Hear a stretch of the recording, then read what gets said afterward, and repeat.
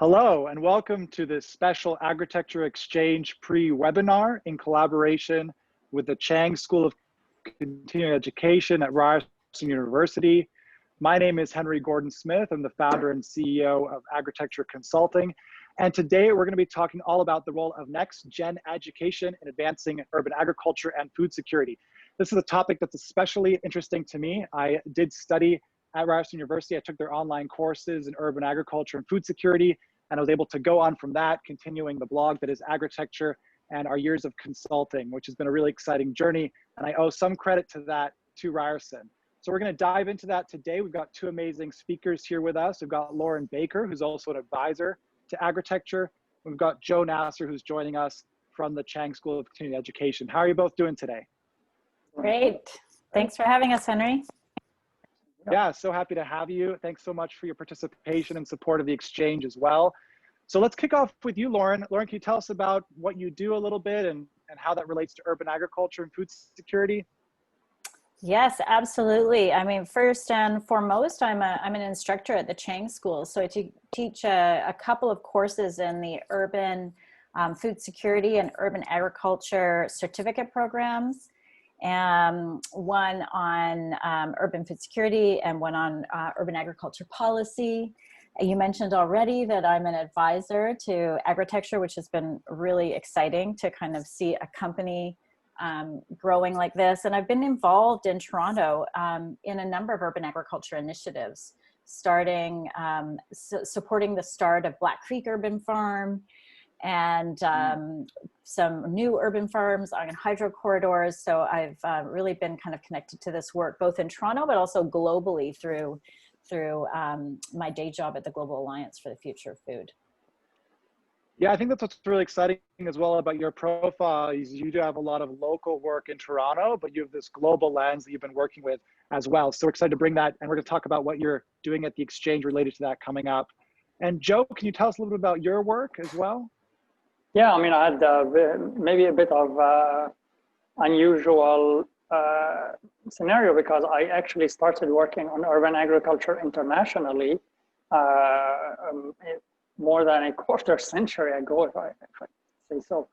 And then eventually worked more regionally in Middle East, North Africa, and so on, before I settled in Toronto more than 15 years ago, and immediately dove into the local movement around urban agriculture and food security issues. And so I'm locally in Toronto, besides co-teaching with Lauren 2 courses a year, as well as at the Chang School, the one she mentioned, but also I'm a member of the Toronto Food Policy Council, and one of the coordinators of the local network on urban agriculture, Toronto Urban Growers. And so I'm still connected internationally, but perhaps more anchored locally and in North American issues these days. Fantastic. Are there any urban agriculture projects in Toronto or globally that you want to just talk about briefly that have inspired you as you've kind of looked into this topic and done such extensive work in it? Well, where to begin? Well, first of all, one thing is that in the old days, it used to be easy. There were always a new project here and there that excites us, since there weren't not too many, but these days it's basically very hard to keep up. So it's through you know, reading up like the monthly Agritecture update and other sources that one can keep up. So it's just been mind-blowing how far it's come along and how diverse it is. One of the great... Yeah, especially in the last decade, it's... Oh, sorry, go ahead, Lauren.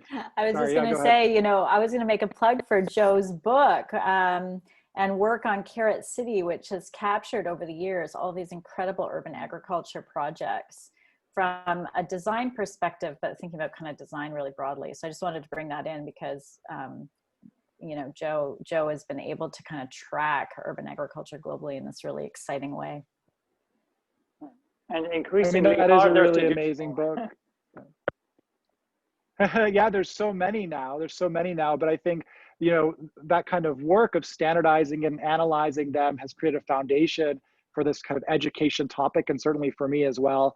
I mean, for me, it was when we were looking at the case of Havana and Organicos through the Ryerson online courses, that really inspired me to see, you know, how different policy initiatives, different scarcity drivers could accelerate urban agriculture. I found that fascinating as a case study that I wasn't aware of until I took the courses at Ryerson.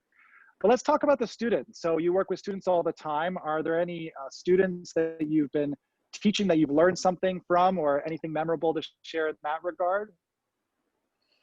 Well, we learn from our students all the time, because the amazing thing about the students that are attracted to the urban agriculture certificate is that they're really coming from around the world. So of course we have a good cohort from Toronto and from Ryerson, but also, for example, in our course that Joe and I are currently teaching, we have, you know, 2 people who are working with USAID. We have people from, you know, across the country in North America. We have somebody, you know, working in a food processing company. So it's really exciting actually to see how, you know, to have these different perspectives brought into the course and kind of woven together through the discussion. So I feel like I learn a ton from the students. Like one student, for example, is, you know, really thinking about how her company can support the sustainable development goals, and is sort of developing indicators for a company around that, and is doing a lot of professional development around that. So I was like super interested in hearing what their approach was, and how they were tackling this as a kind of a medium-sized global, you know, food processor. Wow, fascinating. And Joe, any research that's come from the students afterwards as a result that you want to share? Well, I mean, there was research that students do during the courses themselves that I've discovered. You're asking exciting projects. Many of them I've discovered because one of the assignments of the students, they write them up. It's like, oh, I didn't know this is, you know, I'll have to look into this organization in Halifax, or this project over in Europe and so on. I literally discover or learn more about, also because they go out and interview people and spend time digging into literally dozens of cases. So it's very helpful for us. So it's a form of research. Essentially, it's research built into the learning that's within the courses. And then beyond that, one of the things that are new for us is expanding the possibility with launching the new urban agriculture certificate this fall, is building in the possibility of more independent study courses and special topics and so on, which will enable students to dive much more deeply beyond a course assignment. So hopefully there will be much more of the research dimension coming out in the coming years than we have till now. Yeah, that's exciting, coming soon. And I certainly remember a lot of the case study analysis as part of it, which creates that foundation of looking around. And you're right, research is consistent through what I remember with the coursework. But I want to talk about urban farming. You know, there's a lot of people that benefit from these online courses that Ryerson provides for food security and urban farming. But for urban farmers in particular that are working on the ground in their communities, working with the farm specifically, how do they benefit from something like an online course as opposed to some hands-on learning? Well, I think that they benefit in a couple of ways. We have one really great example at Ryerson with the Ryerson Urban Farm. And there's a really nice exchange, I think, generally between, you know, some of the students in the certificate program and that farm. So the hands-on learning is complemented by, you know, inspiration from outside that you know, that farm and that practice in that city. And so I think that is sort of key. We're really providing a springboard into you know, a whole bunch of kind of really practical skills. So we're not only thinking about the practical farming aspect, which students can now get through this independent study course, and also through, you know, their assignments in terms of connecting in with actual initiatives like urban farming initiatives, but also thinking about the policy and planning implications, the economic development implications, implications for public health. And all of these are kind of supporting institutions and agencies and fields that are really taking up urban agriculture and need to understand it if we're going to have urban farms thriving in our cities. We really need to build that kind of institutional fabric that enables urban agriculture. And so I think that's exciting to kind of link the actual activity on the farm, farming, growing food, selling it, you know, engaging the community in that activity with, you know, some of the barriers and opportunities to kind of address those barriers. I guess I would add that. Yeah, super important. I'd add to what Lauren just said, a couple of things. One is that the mix of students themselves is important to bear in mind, and that it does attract students who, some doing their degrees, others already out in the field, but in unrelated areas, who have an interest in it, and they're kind of entering our courses to just learn about urban agriculture overall, as well as food security issues. And so what we are focused on is to give a holistic systems-based picture. Like, these are all the dimensions you need to keep in mind. These are all the types you need to be aware of. These are all the connections, rather than this is how you grow a tomato or keep a chicken in your backyard. This is not what you do per se, but those specific detailed issues do come up, but within a larger picture. And then as far as the other part of the students are ones who already have experience. Some of them come while working on urban farming projects.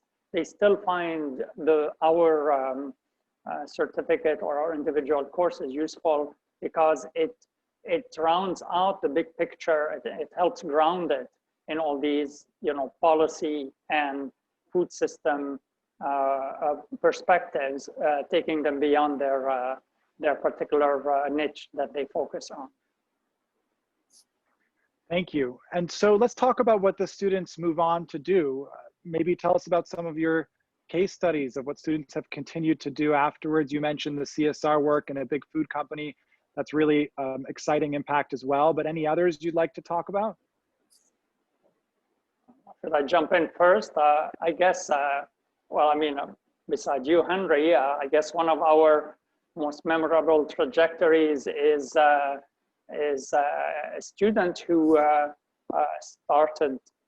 who did both certificate and I mean, the certificate and the urban agriculture course series, and then became the first employee of a startup company, Fresh City Farms, that by now has, she's now Chief Operating Officer, and wow. They have over 300 employees in a decade or so. So those foundations served her well. So this is just one particular case, but others are different profiles. I mean, many just not everyone pursues a career directly in it and are still satisfied, but several have chosen, actually have built it into a career. Lauren, you have anyone else? Well, yeah, we actually did a survey recently of the grads to see, you know, what people were up to, and it was really interesting to see the diversity. So as Joe mentioned, you know, there are some who are working directly in urban agriculture and on urban farms or in food businesses, but there are others who are working in these kind of supporting fields, and I think that's where there's you know, to me that's really exciting to have, you know, as I mentioned, you know, people who understand urban agriculture and all the dimensions that Joe mentioned, you know, from the local to the global, who have a kind of sense of how this work is evolving globally. As well as in particular cities through their case study work. in these positions, like as economic development officers, as planners, urban planners, in the field of development, like working with, development corporations. And so, we're really seeing that in the city where development corporations are bringing in urban agriculture as an amenity, a condo amenity is an example. So, I think this is where we really see the opportunity for the city's landscape to kind of be changed as different professions who understand urban agriculture and its potential are able to, say, hey, why don't we have a green wall here? Or, why don't we grow food on this patch of land? Or why don't we do a community garden on the roof of our condo? Or whatever the case may be, start a market and, ensure that there's market facilities in the basement of the condo or a kitchen in the ground floor as an amenity. So that's really exciting to me. I think there are people who go on to, work in the service industry, like as chefs, in hospitals and institutions for procurement. So it's really a diverse kind of mix. It's kind of interesting to see where people land. And then a lot of our students go on to graduate school.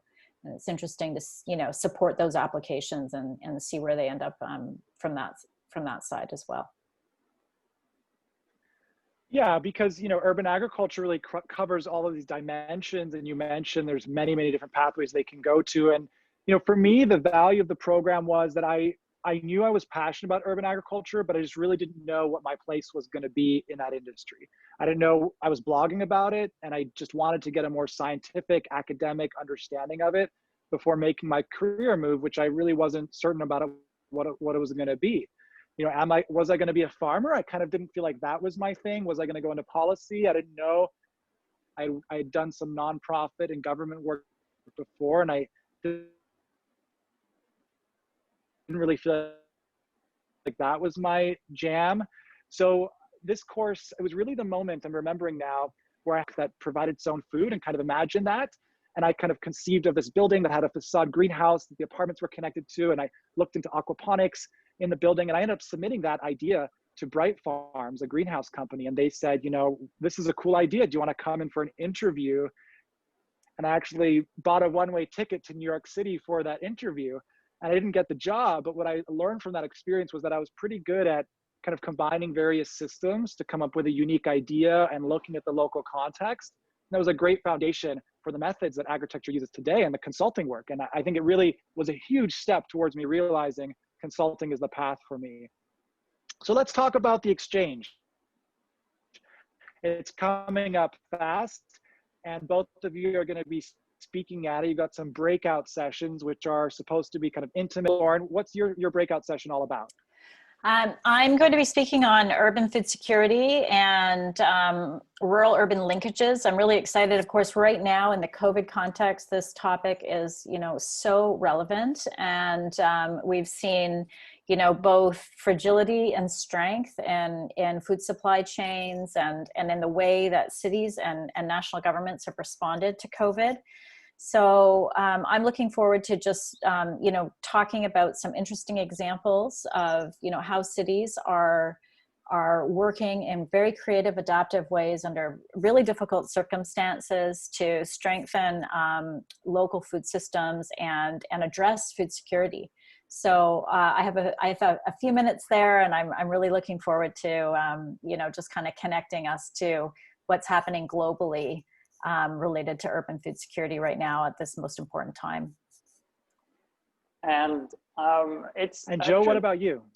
Well, it's going to be a perfect time in a way for me to talk about a course that was called Urban Agriculture Types, that we're rebranding Practicing Urban Agriculture while still maintaining the type analysis that structured it, sort of overlaying them. And it's exciting because it's really, we're in the, literally, along with James Coons, we're currently redeveloping it.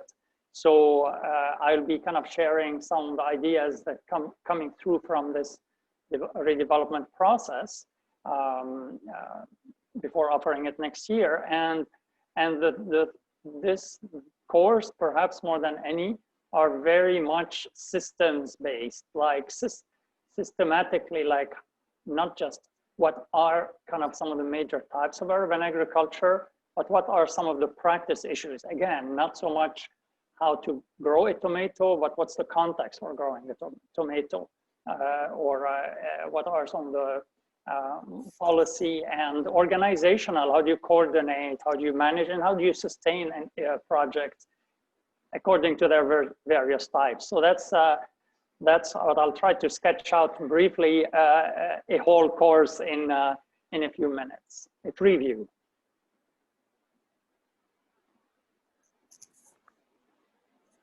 Well, thank you so much, Joe and Lauren, for joining us today and giving us this preview. We want to see you at the Agritecture Exchange. It's happening December 1 through 3. It's 3 days of extensive networking, events, and opportunities to learn and grow your understanding of urban agriculture. So you can find a link in our description of this video. You can learn all about it at agritecture.com/exchange. See you there. Thanks so much.